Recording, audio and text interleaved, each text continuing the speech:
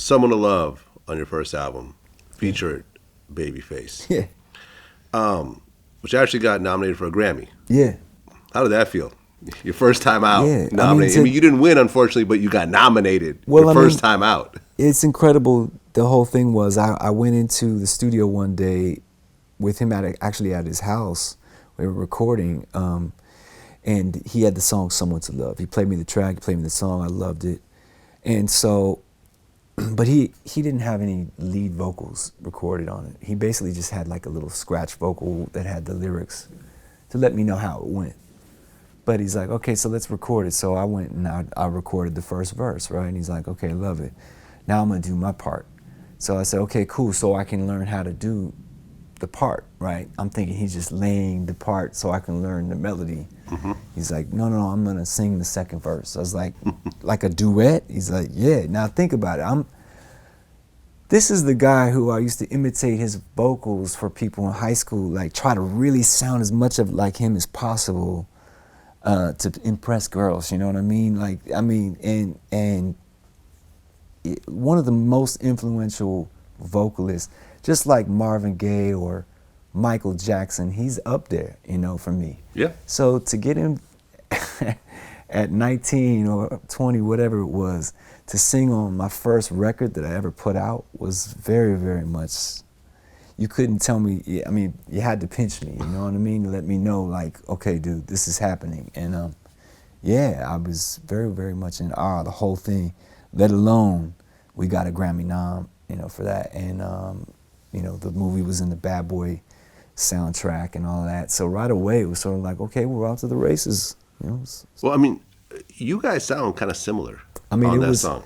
It was evident, you know, on that song. Definitely wanted to show that from the jump. This is the guy who is sort of like the foundation for what I do, you know. Yeah. In R&B, there's only so many pillars that are really holding up, you know, the foundation. It's like the foundation, you know.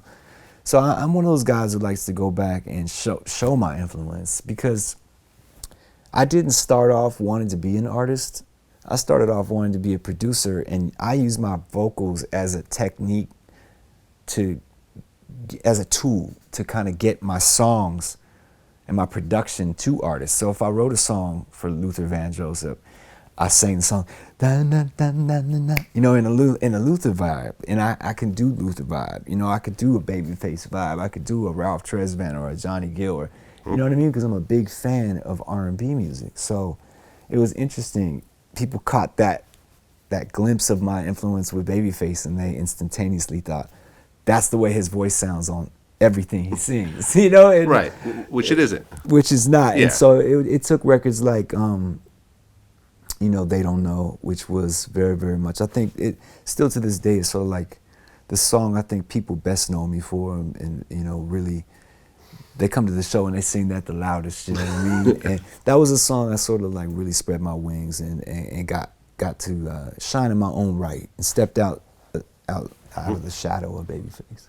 Well, I mean, you mentioned that you were writing, you know, for a few people. You said Tony Braxton, Color Me Bad, but also Michael Jackson? Well, I didn't write the song, but I had the pleasure of working with his voice in the studio and getting to, we were managed by the same manager, Sandy Gallin and Jim Morey. And Who also managed Michael Jackson? Yeah. Okay. Yeah, so. It's pretty much as high as you can get. Yeah, I was, you know, in the office a lot, and it'd be like, okay, oh, we got to cut this meeting short. Mike is on his way in, and I'm like, okay, no problem. Yeah. But you know, I mean, because of that, it was a cool opportunity for me to work with the song "You Are Not Alone" that R. Kelly wrote, but I had the opportunity to be the only person besides Jimmy Jam and Terry Lewis to get to remix it. Well, I think Frankie Knuckles did a house mix, but I did the official remix for it, and it was really cool because, you know, I remember him calling the studio to check on me and just say, you know, I like the mix and thanks a lot, man, for doing this. And I was like, incredible. Can't wait to shake your hand, meet you in person. And then, of course, I met him at the Brit Awards. Jim Morey brought me backstage, and I met Mike and got to shake his hand. And that was really cool. Yeah. Dope. So the first album comes out, and I'm looking at the charts now. It got up to number 7 on the top 200 charts, number 4 on the R&B charts, and it goes platinum. Yeah. So you're platinum right out the gate, Grammy nomination. I mean, you're off to the races at this point. Yeah. So then it's time for album number 2. Yeah. For Cool Relax. Yeah. And Babyface is still in the mix. Yeah, absolutely. But this is where I like I was saying, I was more or less spreading my wings and really trying to step outside of the, being overshadowed by my influence of that Babyface had, on me. And I think that was sort of like something that began to spread a little bit faster than I wanted it to, in a way where all of a sudden now I wasn't my own artist. I felt very, very much like, okay, I've been working all this time to be a musician and a producer, not this sort of pseudo, replica artist. You know what I mean? The white Babyface. Yeah, exactly. The white Babyface. Exactly. White face. And, exactly. I mean, right. You know what? Everyone who works with him, whether it be Tevin Campbell, Johnny Gill, Tony Braxton, Karen White, After 7, they all have the polishing of his style on their records.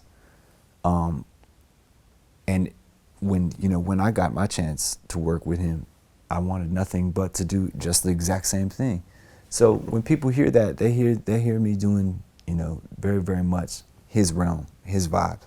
But when they hear me do They Don't Know, and they hear all my other music, Are You Still Down with Tupac? Yeah.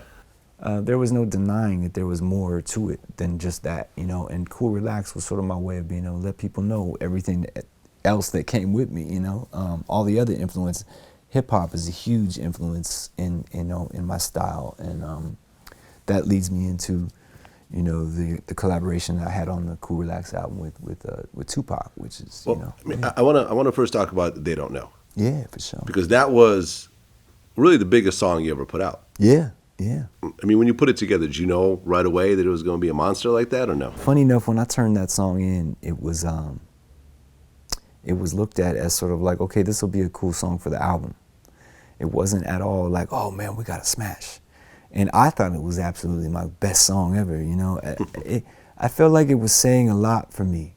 Like everything we're talking about right now, about kind of wanting to be my own artist and not really wanting to be compared so much anymore, like, okay, cool, like I live that influence to the death, you know what I mean? I'll ride that to the death, but I am my own artist. And so this song kind of said that statement for me in another way, but at the same time it was also kind of like, all right, haters, back up, because I came, to tell you some truth right here, you know what I mean? So yeah, and it still kind of like works for me like that to this day.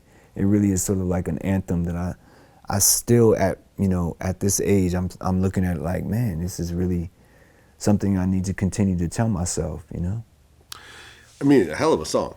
Thank you. Hell of a song. Like I was listening to your catalog, before we started today, and it was like, oh yeah, I remember this shit. This was this was all over the place when it came out. Yeah. And that was I remember because I remember the Babyface collab before, but since I'm not really an R&B guy, yeah, it kind of came and went. Yeah. But that song just had like a staying power. Man, thank you, man. Yeah. Well, it was produced by my man Tim Kelly and Bob Robinson, and I wrote it, and it came at a time where I was definitely going through some things relationship wise, where it fit, both for me relationship wise and also as a statement to sort of like everyone that I was creatively surrounded by, like, hey, don't listen to what people say, because at the end of the day, it's what's going on in my heart that, no one knows about but the people that are closest to me. So yeah.